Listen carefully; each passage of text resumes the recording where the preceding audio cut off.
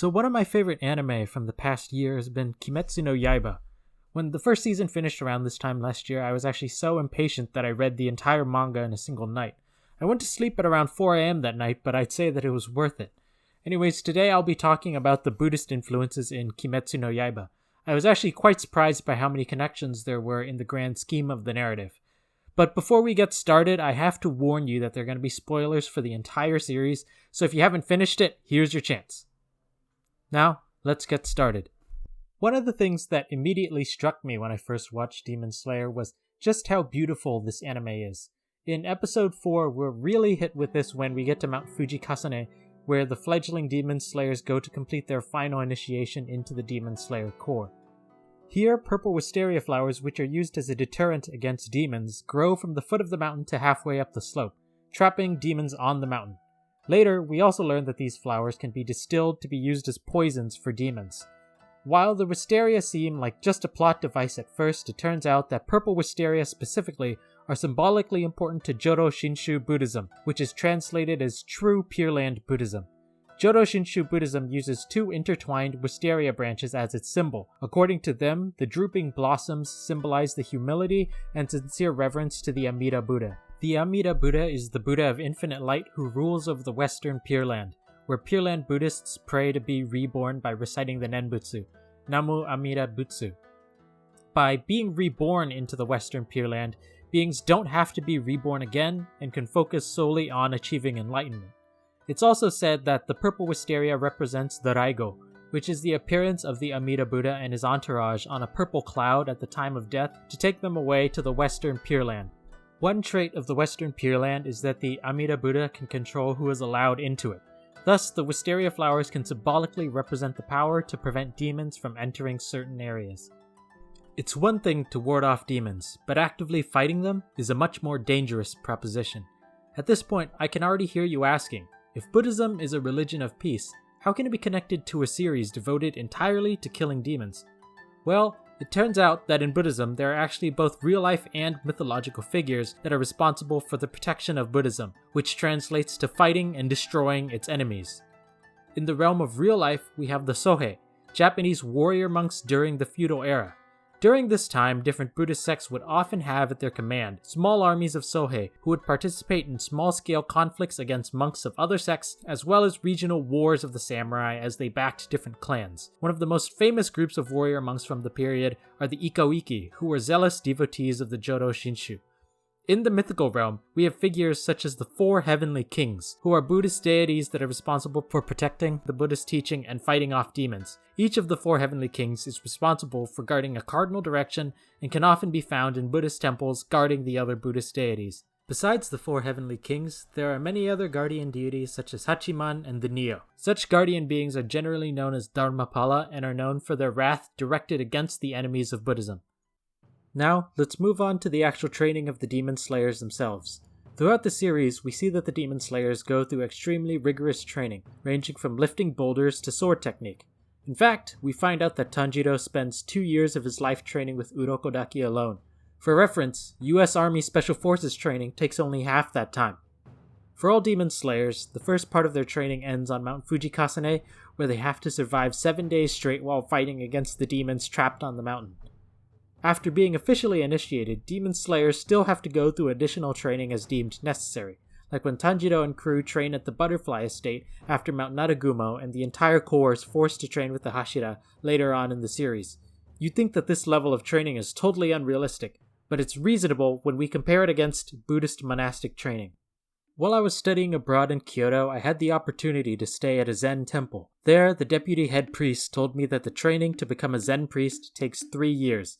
Every day, you wake up at 3 in the morning. You do morning chores and prayers from 3 to 6 a.m., then various tasks, such as cleaning the temple and chopping wood, for the rest of the day. I was told that a quarter to a third of trainees quit because they can't handle this training. Even eating is a form of training. Meals are eaten in a very ritualized but efficient manner. Trust me when I say that I have never, ever seen anyone eat as fast and efficiently as a Zen monk. In certain other sects of Buddhism, there are even more intensive types of training. On Mount Hiei, one of the most important mountains in Japanese Buddhism, One of the temples we came across had a building inside of which a monk would do a form of training where they secluded themselves in a small meditation hall, read scriptures, and recited sutras for 7 years straight. During this time, they're not allowed to leave the hall nor interact with anyone outside. In fact, the only person they regularly see is the person who brings them food. Another form of training in the Tendai sect is called Kaihogyo. In this form of training, the practitioner is supposed to circle Mount Hiei for 1,000 days, broken up into 100-day increments over the course of 7 years. I won't go into the details here, but long story short is that the monks who do this end up doing basically the equivalent of a marathon every single day for those 1,000 days. In the Hashira training arc, the final training course is Gyomei's course, which includes things like sitting under a waterfall and pushing a boulder through town. During this training, we also hear Gyomei reciting lines from the Diamond Sutra and the Nembutsu. As a quick summary, the Diamond Sutra is one of the most important Buddhist sutras, which addresses the true empty nature of reality and insight into this reality. This thematically happens at the same time when the Hashira are putting people through training in order to manifest Demon Slayer marks of power. One key consequence of unlocking these marks is the ability to see through other living things in the so-called transparent world, and more efficiently control the course of battle. This, in a sense, is the ability to see the true nature of things, just as the Diamond Sutra talks about. The part where they stand under the waterfall is also part of the training that Japanese spiritual ascetics known as Yamabushi do regularly. In addition, the recitation of sutras and lines out loud is one of the most important parts of Buddhist practice across almost all Buddhist schools. Another institution that we see in the Demon Slayer core is that certain Hashira will have an appointed successor known as a Suguko, who will take over their position as Hashira in the event that the current title holder is no longer able to perform their duties. In this way, the Demon Slayers can establish a continuous lineage of Hashira. The only example we see of this in the series is with Kanao being Shinobu's Suguko, but we can reasonably assume that the practice occurred with other Hashira. The other example of the preservation of lineage that we see in the series is with the Rengoku family, who keep a generational flame Hashira record. This practice is similar to the practice in certain Buddhist sects of having certain chosen successors, as these sects put special emphasis on the ability and worthiness of chosen successors. This is known as Dharma transmission. For example, esoteric Shingon Buddhism was brought to Japan from China in the early 9th century by the monk Kukai. During his travels in China, he found the Chinese master monk Huiguo, who immediately recognized Kukai's potential and decided to transfer the esoteric lineage to him. This tradition is still practiced to this day, and many Buddhist masters can trace their lineages back hundreds if not thousands of years. In the series, this idea of lineage also applies to the entire Slayer core in the sense that all breathing styles can be traced back to a single person, Yoriichi Tsugikuni. However, before we talk about that, we'll look into Yoriichi's life and how it parallels the life of Siddhartha Gautama, the man who would become the Shakyamuni Buddha, which many in the West know as the Buddha. Yoriichi Tsugikuni was a demon slayer of samurai origins from the Sengoku period, known as the creator of the breaths. From birth, he possessed the extraordinary ability to see through living beings' bodies in the transparent world and had a demon slayer mark. However, because of his birthmark and his quiet nature, he was presumed to be weak, so his brother Michikatsu was made their father's heir. Yoriichi was then to join a temple at age 10 to clear the succession. When he was only 7 years old, he used this ability to easily defeat an adult samurai in his first time sparring, when his brother couldn't even land a single hit. Immediately after this, Yoriichi renounces his dream of becoming a samurai because he can't stand the feeling of hitting another person. After Yoriichi's abilities were discovered, their father immediately made him the heir and Michikatsu bound for temple life. However, Yoriichi didn't want to usurp his brother's future and had no interest in being a samurai, so left their family estate the night of his mother's death. Siddhartha, similarly, was born into a noble family in modern-day Nepal with extraordinary abilities from birth. According to legend, he was born with the ability to walk and talk, and was prophesied to be either a great king or a great holy man. To guide Siddhartha onto the king's path, his father prevented him from seeing the outside world except in very prepared circumstances. Despite this, Siddhartha saw signs of the true nature of the world that would cause him to question life and leave his family. Like Yoriichi, Siddhartha was opposed to violence philosophically, which is enshrined in the Eightfold Path by right conduct. From here, Yoriichi eventually becomes a demon slayer and invents sun breathing. He travels the land and teaches anyone willing to learn about sword and breath techniques. However, many people who he teaches are unable to grasp sun breathing. As such, to suit their skills and capabilities, he adjusts his teachings accordingly and thus invents several different breathing styles. This is actually very similar to the Shakyamuni Buddha's teachings under the doctrine of expedient means. The Buddhist teachings, or Dharma, were originally taught orally and so deviated over time as different monks interpreted teachings in different ways. To reconcile these differences, later schools of Buddhist thought stated that these teachings were all valid, since the Buddha recognized that different people would only be able to understand the Dharma in different ways, so adjusted his teachings accordingly to suit the learner. These later schools would then layer their teachings on top, saying that the prior teachings were valid but incomplete, as it was merely convenient to teach them that way at the time, but that the current school had refined the teaching to get a purer truth. From here, schools of Buddhism would branch and evolve over time into entirely different teachings. For example, a student might not accept their master's teaching and would then go on to create their own school. One such case of this is the development of the different schools within Zen and Pure Land Buddhism, respectively. Similarly, for certain demon slayers, the style that they were taught is not suited for them, so they create their own derivative style. This is seen with Shinobu Kocho, who is not physically strong enough to behead demons, so develops the insect style using Wisteria poison out of the flower style used by her sister Kanai. Similarly, Mitsuri Kanroji, the love Hashira, was taught flame breathing but couldn't utilize it properly, leading to her developing love breathing. In rare cases, we also see schools of Buddhism that are developed largely independent of other schools, though they're somewhat philosophically related to other more mainstream schools. We see this in the Demon Slayer universe with Inosuke's self-taught beast breathing, which is said to be distantly derived from wind breathing. Thus, we see that Yoriichi's role in creating breathing techniques is remarkably similar to the Shakyamuni Buddha's role in creating the different schools of Buddhism. In terms of their fundamental abilities relative to others, the Shakyamuni Buddha and Yoriichi are quite similar. As mentioned earlier, Yoriichi possessed the ability to see through other living beings. During his fight with Muzan, the latter notes that Yoriichi had no sense of anger, fighting spirit, or drive, which made it incredibly hard for Muzan to detect him and properly fight him. Akaza, the Upper Moon 3, refers to this ability as anatta, which is the Pali term for the Buddhist concept of no self. In Japanese martial arts, the term is known as Mushin no Shin, or the mind without mind, which takes the concept from Zen Buddhism. In the series, this ability only becomes available to the strongest of demon slayers, as only Tanjiro and the Hashira are able to unlock it. As is obvious from having developed it, Yoriichi was also one of very few people who were able to master sun breathing. From the Buddhist perspective, emotions are bad in the sense that they signify mental attachment to things in the world. Mastering these emotional impulses requires incredible training and strength of will. This mastery of emotional impulse is often considered as a precondition for understanding anatta. As such, fully understanding the idea of anatta is actually extremely difficult, and it has been debated almost continuously since the founding of Buddhism. Thus, for someone to say that they fully comprehend anatta would mean that they are very far along the path to enlightenment. As the Shakyamuni Buddha was the one who taught this, it is clear that he understood the concept the best. Besides this, in terms of abilities, it is stated that Buddhists have incredible magic powers such as telepathy, levitation, and walking on water or through walls, but that the Shakyamuni Buddha refused to use them as he believed that theatrics was not the correct way to draw people to the Dharma.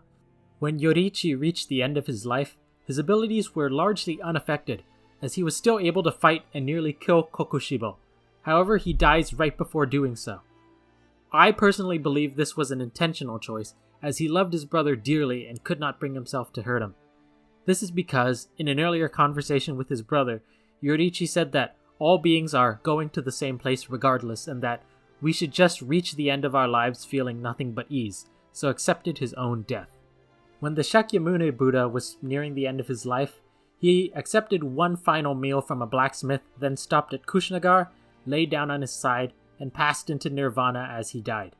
The Buddha's final words were reported to be, "All things decay. Strive for the goal with diligence." Fast forwarding to the time during which the main story takes place, we see that Tanjiro is largely the one who completes the long journey that Yoriichi started to finally kill Muzan. In this way, Tanjiro's role in relation to Yoriichi closely parallels the role that the Bodhisattva Miroku has in relation to the Shakyamuni Buddha. One of the main things about Tanjiro's nature that people notice is how incredibly compassionate he is. After practically every fight with a demon, Tanjiro is able to glimpse into their underlying nature and even shed tears for them. By contrast, most of the other demon slayers are more than happy to kill every last one of them! This squarely aligns him with the description of a bodhisattva. Unlike Buddhas, who are not necessarily focused on helping others achieve enlightenment, bodhisattvas swear a pledge to not achieve Buddhahood until they have saved all living beings. This vow is sworn out of their infinite capacity for compassion for living beings. By the time of the main story, sun breathing has been almost entirely lost, with the Demon Slayer Corps referring to it as the first breath. This is because during the time between Yoriichi and Tanjiro, the Demon Slayer Corps was nearly wiped out several times. However, Tanjiro is able to rediscover the techniques of sun breathing and recreate it in order to finally kill Muzan Kibutsuji. At the same time, he is noted to be the first to redevelop the Demon Slayer marks, which were thought to be lost. These marks then spread to the other Demon Slayers. As a consequence of this, he also gains Anatta, which was pivotal in his fight against Akaza. In Buddhist thought, Miroku will appear in the future as a successor to the Shakyamuni Buddha during a time when the pure Dharma has been largely forgotten. He will then teach the pure Dharma and save beings from samsara, ushering in a new age of happiness. Historically, the Taisho era, during which the series takes place, immediately followed the Meiji period. At the start of the Meiji period, the Meiji government wanted to elevate the status of Shinto and separate it from Buddhism, launching a policy known as Shinbutsu Bunri, which caused popular unrest that led to the closing and destruction of up to 18,000 temples across Japan, as well as the destruction of countless Buddhist texts and iconography. If we take into context this loss of Buddhism, then we further reinforce the idea that the Dharma was lost by the Taisho period. Moving on, the main story is the prophesized future where Tanjiro brings the pure teaching that is sun-breathing back into the world in order to finally bring about a new age of peace and happiness. After this, the Demon Slayer Corps disbands, and it is no longer necessary with Muzan destroyed. Similarly, after all beings have been saved, the Dharma is no longer necessary. According to Buddhist teaching, the Dharma is like a raft that you use to cross a river that you only need to cross once. After you cross the river, it is no longer necessary to hang on to the raft. According to Buddhists, the time between Shakyamuni Buddha's death and the coming of Miroku is the low point of human existence. Similarly, during the period between Yoriichi's death and Tanjiro's joining the Corps, Muzan and the demons under him can only be responded to, not sought out and destroyed, as we see with the tragic backstories behind many of the Hashira. Thus, Tanjiro very closely fulfills the role of Miroku in the world of Kimetsu no Yaiba. Now, let's turn our attention to the opposite end of the spectrum, the demons. Here, the demons of Kimetsu no Yaiba are like a cross between asuras and hungry ghosts of Buddhist cosmology. You can get the full details on these in my video on samsara, but the quick summary is that asuras are powerful godlike beings that are ruled by their passions such as wrath, envy, and pride, and hungry ghosts are doomed to walk the earth in search of satisfying their insatiable cravings. In the series, lower-ranked demons are more like hungry ghosts in that they wander the land in search of humans to eat and can easily be dispatched by demon slayers. However, higher-ranked demons, like the 12 Kizuki, are more like asuras in that they are exceptionally powerful and especially ruled by their passions above the desire to eat human. For example, we see that 1. Kaigaku is corrupted by his desire for recognition and survival. 2. Akaza is corrupted by his inability to protect his loved ones and the subsequent desire for strength. 3. Rui is corrupted by his desire for familial love. While these things aren't inherently bad, the fact that these beings held onto them so closely caused them to develop extreme attachment to them. By giving in to these attachments, these beings do not satisfy their desires, but only lose their humanity and become twisted parodies of their former selves, unable to ever find peace. Instead, all they do is cause suffering for others. This fits into the second of the 4 noble truths that suffering, both for oneself and for others, comes from desire. Perhaps this is most evident with Michikatsu, Yoriichi's twin brother, who, despite being an exceptional swordsman and demon slayer in his own right, willingly became a demon out of jealousy of his brother's abilities. When Yoriichi dies, Michikatsu, now known as Kokushibo, angrily cuts apart Yoriichi's body and hunts down the other users of sun-breathing out of pure jealousy. Eventually, Kokushibo becomes Muzan's chief lieutenant as Upper Moon 1. This story finds a parallel in Buddhism with the tale of Devadatta. Devadatta was the Shakyamuni Buddha's first cousin who began learning from him and became a monk, but was incredibly jealous of the Buddha. In his jealousy, he constructs various plots to kill the Shakyamuni Buddha, but they all fail. Towards the end of his life, Devadatta becomes extremely remorseful, but still cannot be redeemed for his crimes. As such, he is sent to the lowest level of the hell realm of Ichi. Similarly, upon seeing his monstrous form, Kokishibo laments what he has become and the ideals and people he abandoned before willingly disintegrating and turning to dust. Interestingly, something similar also happens with Akaza, who is also able to regenerate, but chooses to stop regenerating and destroy himself upon realizing what he has become. Perhaps then, this symbolizes the Buddhist notion that beings aren't inherently bad or not bad, but can be corrupted and redeemed through their own acts. In the final chapter of the series, we see that the story has progressed to the modern world. In this timeline, all the main cast have passed on, and we're following the lives of their descendants or reincarnations. In this reality, everyone is able to achieve their utmost aspirations. For example, we see that Yome, who was originally a caretaker of children in a temple, has been reincarnated as a kindergarten teacher. Obanai and Mitsuri, who wanted to get married, are in this timeline married and run a diner together, and Shinobu and Kane are reborn as schoolgirls at an all-girls academy. While this seems like just a regular happy ending, what we have to realize is that rebirth as a human is exceptionally rare. Being reborn as a human requires a truly exceptional accumulation of karma. According to one story, the Shakyamuni Buddha stated that the number of beings reborn as humans is similar to the number of sand grains that fit on a fingernail when compared to the entire earth. Rebirth into a lower realm causes one to spend their entire rebirth suffering, while rebirth into a higher realm causes one to spend their entire rebirth in constant pleasure. In either case, the circumstances mean that you are unable to work towards attaining enlightenment. As such, rebirth as a human is exceptionally valuable since you have the greatest potential ability to achieve enlightenment. Tying this back into the connection between Tanjiro and Yoriichi, these days of peace are the result of the pure dharma, i.e. sun breathing, being brought back to the physical world. After all the demon slayers sacrificed for the world, it's no wonder that their positive merit allowed them to attain such a positive rebirth. If you have enjoyed this content, please feel free to like and subscribe.